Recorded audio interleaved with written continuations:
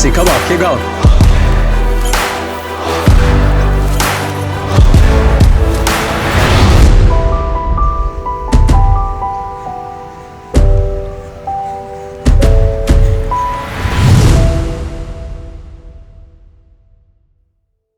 Alright, so Izzy, can you tell me about the session today? Yeah, so it's the last session here in Adelaide before I fly off to London tomorrow, ahead of racing in Valencia next week. So the session I had this morning was reps of 2K and then a 1 minute standing recovery before doing 3 200s off 30 seconds rest, and then doing a lap jog and doing the set again. So essentially the session had 4 2K reps and then 3 sets of 3 by 200. So all up it was about 12K of track work and maybe 10K of actual effort with the jog laps in there as well. And yeah, it was quite warm this morning. We've had sort of strange weather here in Adelaide throughout the last couple of months, and this morning was a warm one. It was windy. It did feel like the effort was a bit higher than I wanted it to be for the paces I was running in the 2K reps, but I know that at this stage of the block, 12 days out from race day, it's not about getting faster. It's really just about getting the effort done, ticking the box, and then making sure that you're recovering and getting ready to race. So yeah, the paces maybe weren't quite as fast as I had on paper set out to do, but got it done, ticked the box, and now it's just time to recover and feel good. Perfect. So so that was obviously the last major session before Valencia. What kind of sessions are you going to do from here on out before the race? So we're Tuesday now, 12 days out. Leave tomorrow, I'll do an hour run before I head off. And then once I get on that plane and I've gone over to Europe, it's really just about ticking the legs over, feeling good, keeping a bit of rhythm, and keeping the frequency of training, but really reducing the overall volume and the distance in all of my training. So I'll probably have a bit of threshold effort on Saturday over in London. And then Tuesday next week, I'll probably usually do 6 by a K on the Tuesday before the race day. And then on the Friday or Thursday in Valencia, I'll do probably like 4 by 1 minute effort, just like marathon effort within my run. So it's really, bringing it down a notch quite a bit. This Sunday in London, I'll do my last sort of like long run, but just 90 minutes really easy. So yeah, from there on, it's really reducing. Probably the rest of my runs are all going to be 30 to 45 minutes and just ticking along, keeping the legs feeling good. But yeah, it's definitely important not to overdo it, because at the end of the day, you can't really build any extra fitness in the last 2 weeks. It's just about feeling good and making sure that you're doing enough to maintain and to just keep moving the body, but you're not like going over that edge where you're getting tired. And I think that's where I find I love that none of the runs are really, apart from the one Sunday long run, all of my runs will be less than an hour. And I feel like that makes it feel really physically and mentally quite easy to get through. Like a 45-minute run is just quite easy once you've been doing these long runs in the block. Perfect. So just tell me about this whole training block that has just gone past, some challenges and some highlights of that building up to Valencia. Yeah, I guess coming off the track season, running the 10K at World Champs in Tokyo, that was kind of the end of my season and then the start of the new season. That was a good starting point. I was obviously quite fit. Running a 10K World Champs is a great place to kind of build from. And really the start of the marathon block, as I see it, was the Melbourne half marathon. And I feel, that went really well.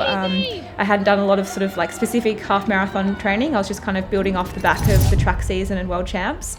But to run 58:54 and get the win there, get a course record, I felt I was really happy with that. It felt good. I feel I sort of did just what I had to do to win and run a strong race on the day. And there was a bit more in the tank, so that was a nice place to walk away from that, feeling like I was starting the build on a high. From there, the weeks just gone by so quickly. You always think you've got a long time ahead, and I think we were 8 weeks out from Valencia at Melbourne Half, and I knew I had a lot of work ahead of me. But the one thing I take a lot of confidence in is that this is going to be my 7th marathon now, so I feel like I've just got a bit more experience under my belt now. And Valencia last year, I hadn't done a marathon since the Valencia before that, so it'd been a whole year since I'd run a marathon, whereas this time around I did Nagoya Marathon back in March, and I feel just every marathon, every build, you definitely build confidence and learn from the experience. So I feel like I'm in a better place than I have been for any marathon just based on that experience. So I feel like, just this experience I've gained from doing more marathons and being a stronger athlete, in this build, like I haven't had any amazing sessions necessarily that have told me that, I'm going to run a certain time or anything. It's more just the solid, consistent work, stacking the weeks, getting 4 weeks of 200 plus Ks a week in the legs and feeling really confident in that. I've been working with my physio and my masseuse, and, I feel like my body's in a really good place. I've been doing gym regularly, doing Pilates. I just feel like, I've gone into other marathon blocks with a niggling hamstring the last few years and just wondering, how it's going to go. Whereas this time around, I do feel like my body's in a much better place and I feel more confident in just, how my body is handled the training and how I've been able to recover and just how I feel in my body. And I think that that's a great way to go into a race, just feeling a lot more confident in my body overall. Perfect. I love that. So talking more about that build then, what are your expectations? What are we aiming for in Valencia? What's going to count as a win for you? Yeah, I think for me, my biggest thing all the time is like a personal best. That's what I really mark myself, what I really mark like success off.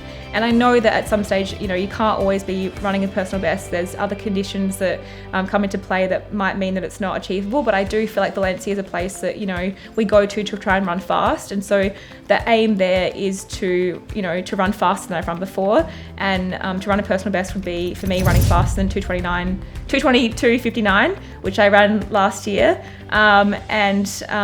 Of course, once you talk about running that sort of time, it is touching on that national record territory of Sinead's record of 2:21:34. So of course, that's in the back of my mind too. I'd love to get that record. I think this year, I broke the national 10K record on the road end of last year and then broke it again in May this year. I broke the national record in the half marathon in Maragami in February this year. Both of those records stood for 20 to 25 years, so I was really proud to break those two records, especially because they had stood for so long. And Benita Willis held the 10K record and Karen McCann held the half marathon record. So two incredible athletes that I've always looked up to, and I think it really is a testament to how strong those records were, that they stood for 20 plus years. Obviously Sinead's had the record since 2022, and it's a really hard one to break too. That stood for a long time before she broke it, from Benita Willis as well. So that's obviously another goal in my mind, but I think it's just about racing the race and trying to work on being a better athlete than you were last time around, or last year or last season, whatever it is. There are two other amazing Australian women lining up in Valencia with Jess Denson and Jen Gregson. So being the top Aussie is going to be a feat in itself. But I'm really going there to focus on myself and just try and improve on my personal best. And hopefully we all run fast, and it's a great day for Australian distance running. But of course, I want to run a PB and improve on what I've done in my career so far. So Izzy, I think a lot of people have noticed that you've been not on Strava these past few weeks. Can you tell us maybe a little bit more about that? After Melbourne, I was thinking about going off Strava, just because I feel like I've been on there for 5 years, sharing every single step I've done. And, obviously the more success you have, the more eyes you have on you. And I love having people follow along for the journey, but I just felt like maybe I might need to narrow in my focus and just kind of quieten the noise a little bit.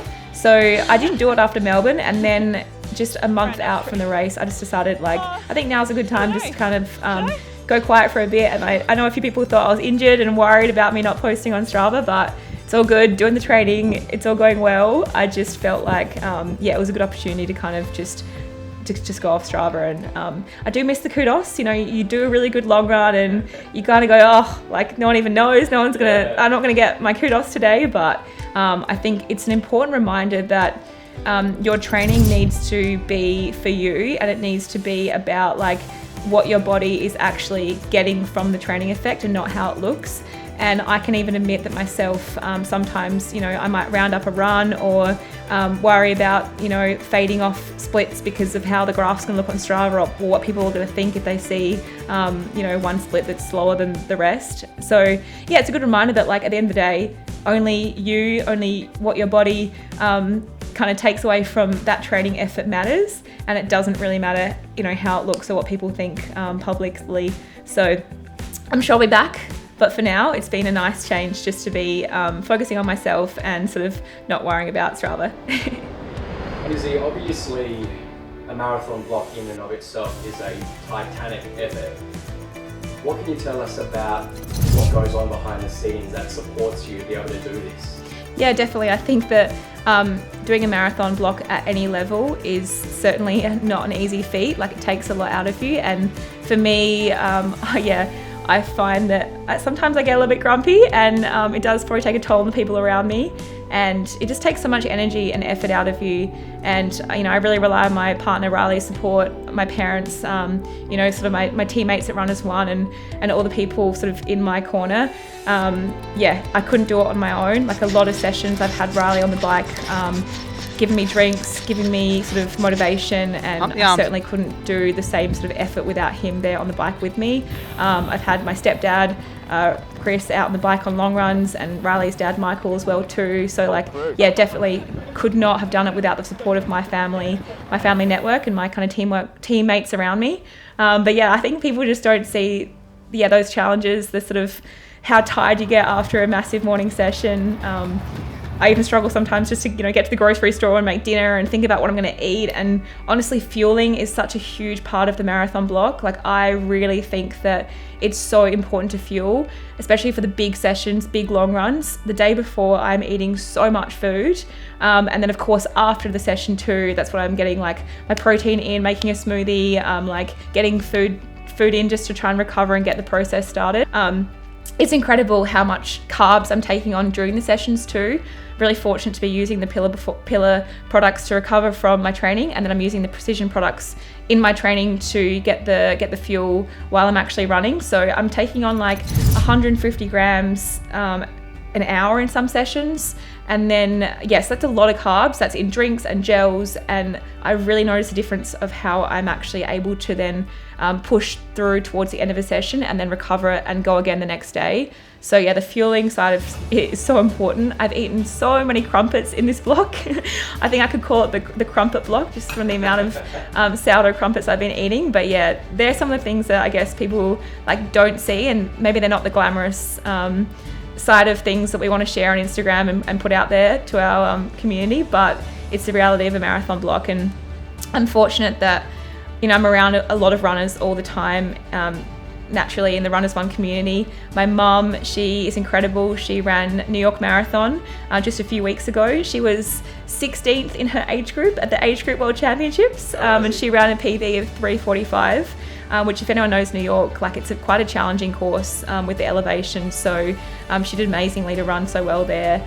And yeah, I'm really inspired by her, and I love seeing her train. And I just think it just really shows you that regardless of what level you're at, whether you're trying to run, in the low 220s or you're running 3:45 or 6 hours, training for a marathon and then actually getting to the start line and actually finishing the marathon, they are all amazing feats in themselves, and they should certainly be celebrated. So yeah, the marathon is a very special event, and I feel fortunate to call myself a marathon runner.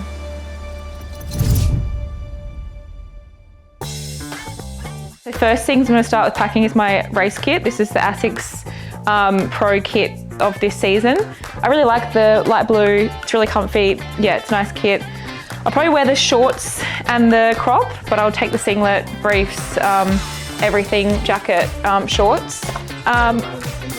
No, I always wear the crop top normally, unless it's really cold. But yeah, crop top and shorts for road races, and usually briefs for track. So that's kind of how I work. But actually, now that I think about it, I think I wore briefs the last marathon. So we'll see. We'll see later.